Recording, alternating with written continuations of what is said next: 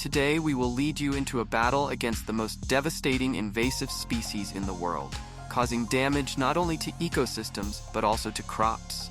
This story is about a farmer's struggle against an invasive species that seems harmless but is actually very dangerous: wild boars. Join us as we explore this journey.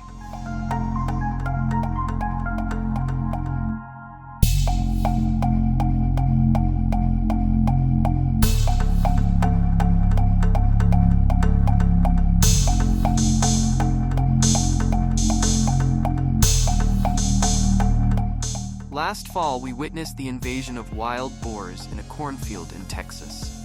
What was particularly notable was their tremendous destructive power and how they created unprecedented chaos. Their noses can smell food and bountiful fields. They entered the fields with their offspring to eat the foods that farmers had prepared to harvest.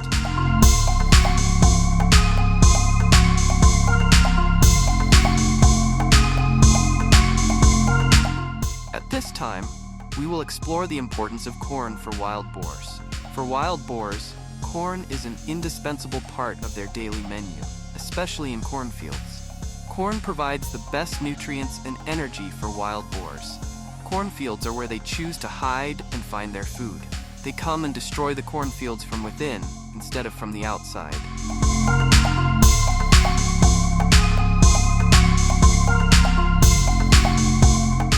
They attack with high precision. Wild pigs in the United States have torn through many cornfields and exerted pressure on surrounding residential areas. When driving through a cornfield, you might encounter a herd of wild pigs running wild, causing destruction and trampling on farmers' property.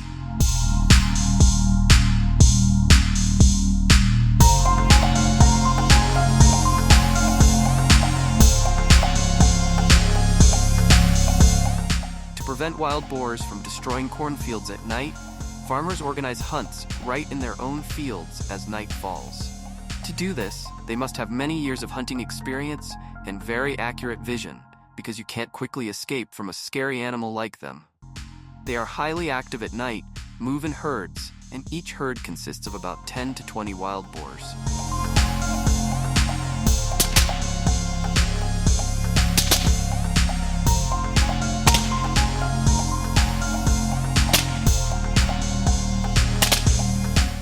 They attack and consume anything they encounter, including the carcasses of other animals.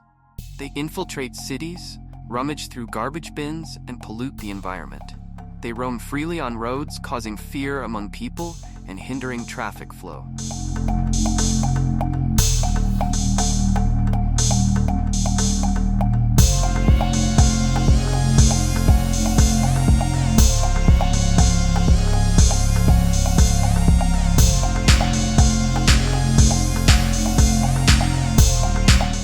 The battle against wild boars is ongoing, and we need to find solutions to protect cornfields and ecosystems.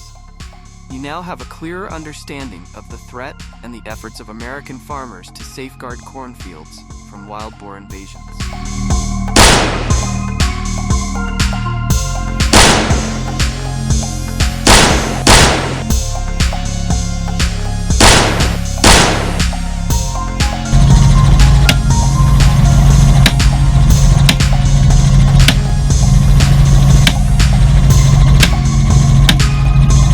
Let's continue to another area where the natural landscape is being encroached upon. In addition to the negative impacts caused by 287 million feral rabbits in Australia in recent years, Australia's natural and agricultural landscapes have also been dramatically altered by the influence of other invasive species, including wild goats, wild boars, wild camels, and the European red fox.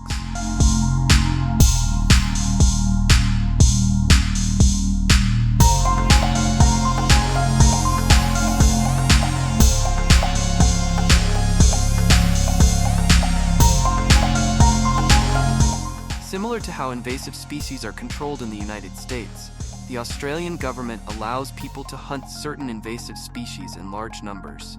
Additionally, economically valuable invasive species are collected and sold by farmers to offset lost production costs.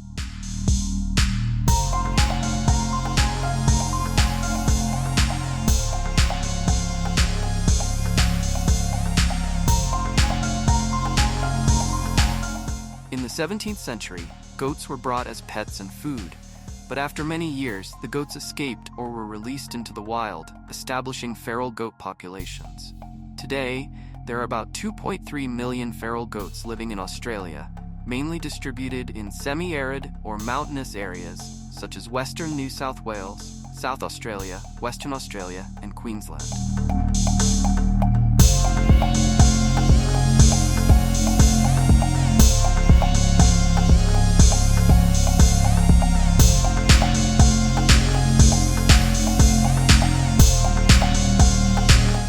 Like white-tailed deer in the United States, wild goats in Australia can also appear quite cute. However, the population of over 2 million feral goats causes significant damage to Australia's agriculture and environment. In regions like Western Australia, wild goat herds contribute significantly to environmental degradation due to competition for water, food, and shelter with native wildlife and livestock.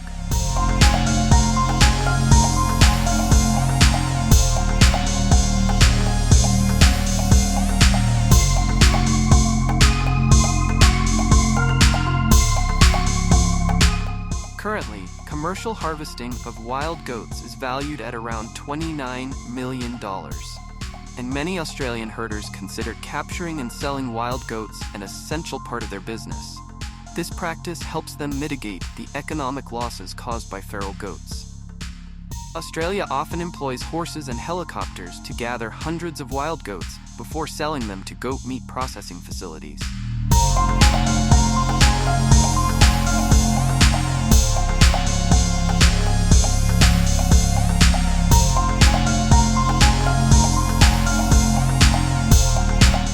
In addition to wild goats, feral camels also pose a significant problem for Australia's natural landscape and agriculture. In the 1840s, the first camels were brought to Australia by the British to assist in exploring the remote and inhospitable regions of the continent.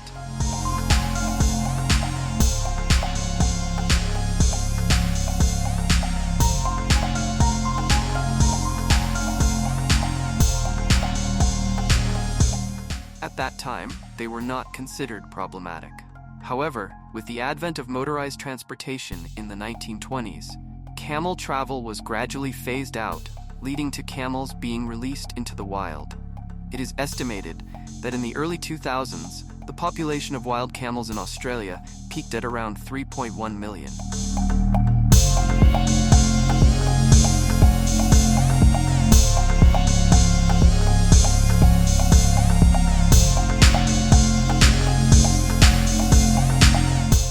However, when control methods such as hunting, trapping, and other methods were applied, the numbers of these animals decreased by more than half.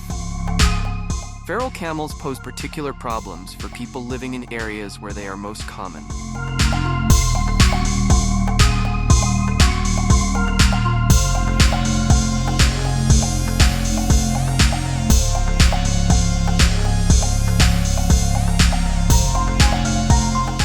They can also deplete small reservoirs of water in arid areas.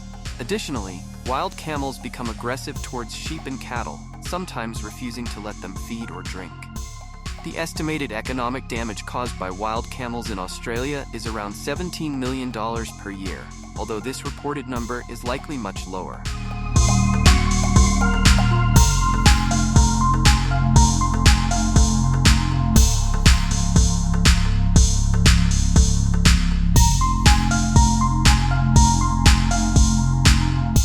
When hunting wild camels across mainland Australia, currently the most popular method is aerial hunting by helicopter. They gather wild camels together and then slaughter them.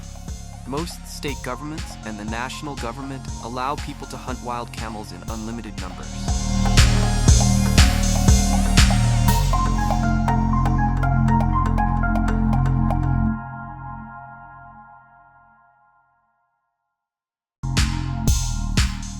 So, now you know more about this wild animal, right?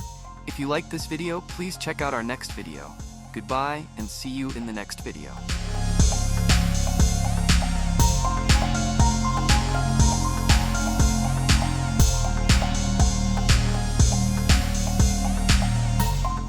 If you continue feeding them, you may be attacked at any time. Therefore, to avoid such a situation, I advise you to abandon this action and learn how to prevent wolves from approaching your area. Feeding wolves has an impact on your family pets, especially domestic dogs.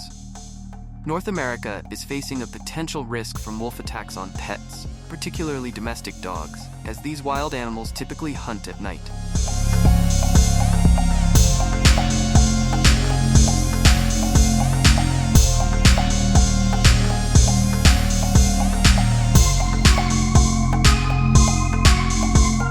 At night, limited visibility aids wolves in approaching prey more easily and increases their chances of finding food.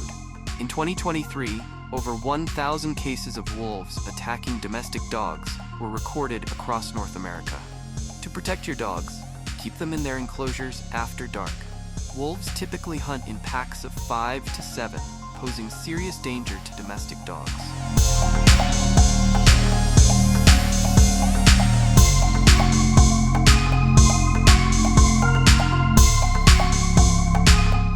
Furthermore, the impact of wolves on the North American ecosystem is estimated to be highly significant, causing losses amounting to billions of dollars annually.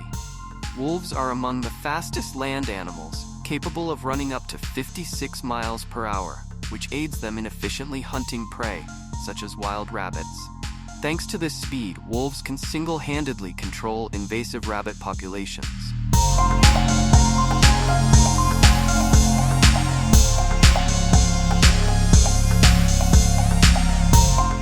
Before facing the threat of invasive wolves, North Americans always meticulously prepare for each hunt.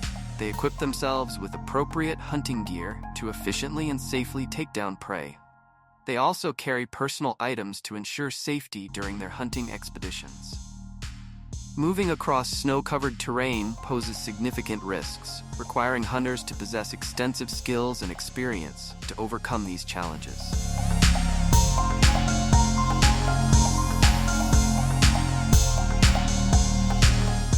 They often use motorized snowmobiles or dog sleds, which are wooden or metal frames with runners attached to the bottom, to travel across snow at speeds up to 60 miles per hour, faster than the wolf's speed of 56 miles per hour. Using snowmobiles or dog sleds also enhances the safety of hunters. To ensure safety, they typically hunt in groups of at least 3 people.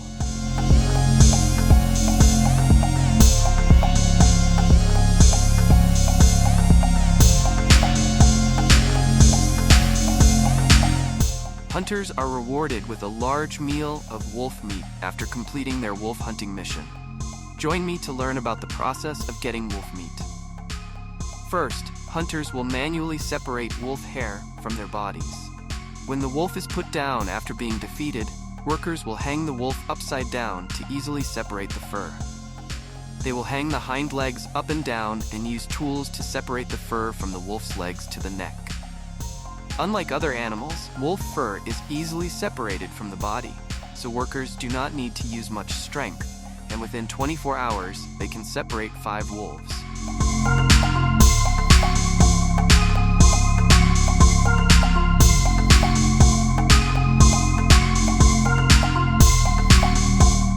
Florida, these alarming numbers have turned the country's economy upside down, causing a situation where supply is lower than demand. Florida's pig herd has been reduced by nearly 100 million compared to the previous year, causing pork prices in Europe to reach a 6-year high.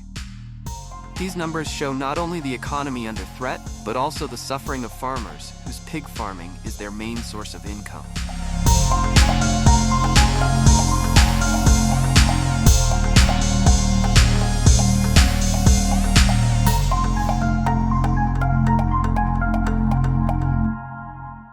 African swine fever is caused by the African swine fever virus, ASFV. Studies have suggested that feral swine may be a source of this virus, and similar variants have been detected in feral swine samples in some areas of Florida. Transmission of the virus from wild boars to domestic pigs could be a potential cause of the epidemic.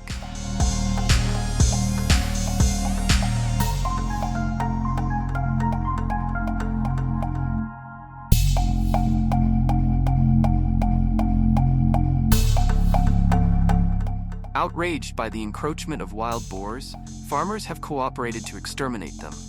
They have organized hunting measures both during the day and at night. They hope that dealing with the wild boars using this method will help protect the livestock and agricultural industries from this worrying threat.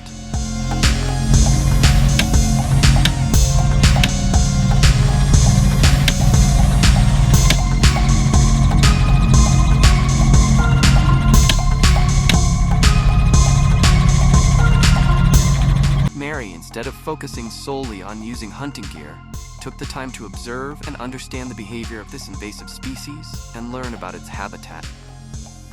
During a hunting trip, she successfully took down a wild boar thanks to her accurate observation of its actions.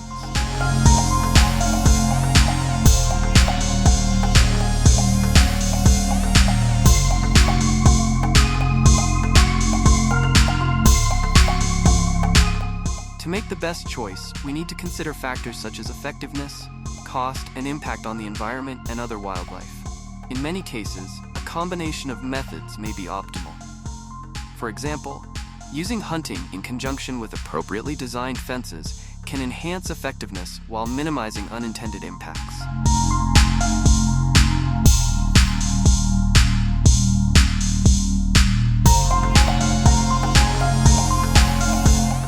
In Cape Town, the lack of natural habitat due to human development has driven baboons to seek food in urban areas.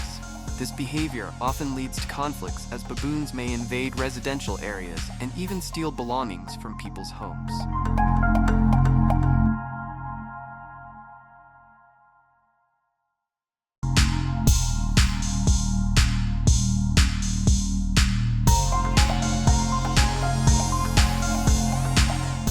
Baboons cause significant issues when they invade residential areas, vandalize trash cans, and steal fruits and vegetables from inside houses.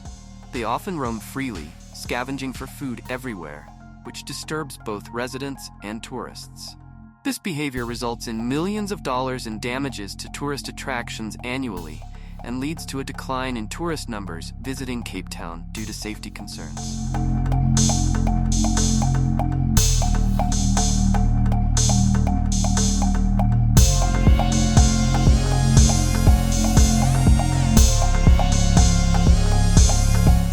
Professional hunters often choose densely wooded areas because they provide ample hiding spots for baboons. They set up tents made of fabric, using leaves to cover the tents to create a natural appearance for camouflage. They specifically prepare fresh fruits to attract baboons and ensure a highly effective hunting session.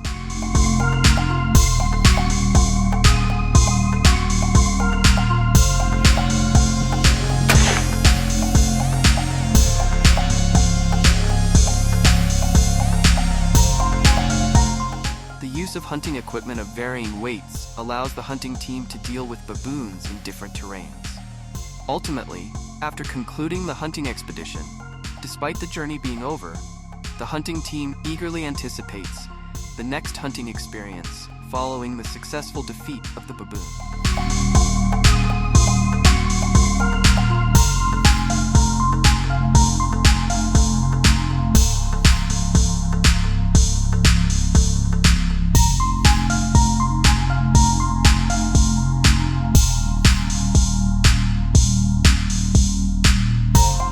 Conservationists strongly oppose the extermination of baboons, arguing that they have inhabited this land for millions of years, and killing them is inhumane.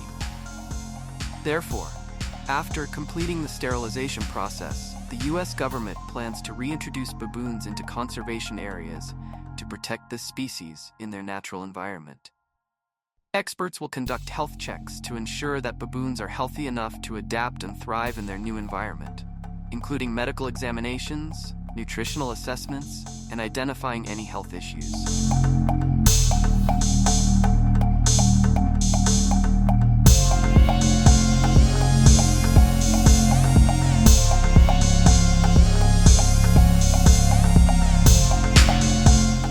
Given the impact of these solutions in controlling the spread of invasive species, do you believe there are better alternatives? Please share your opinions and comments below. Don't forget to like, share, and subscribe to support our channel and stay updated with our upcoming videos. Finally, share this video with your friends so they can also watch.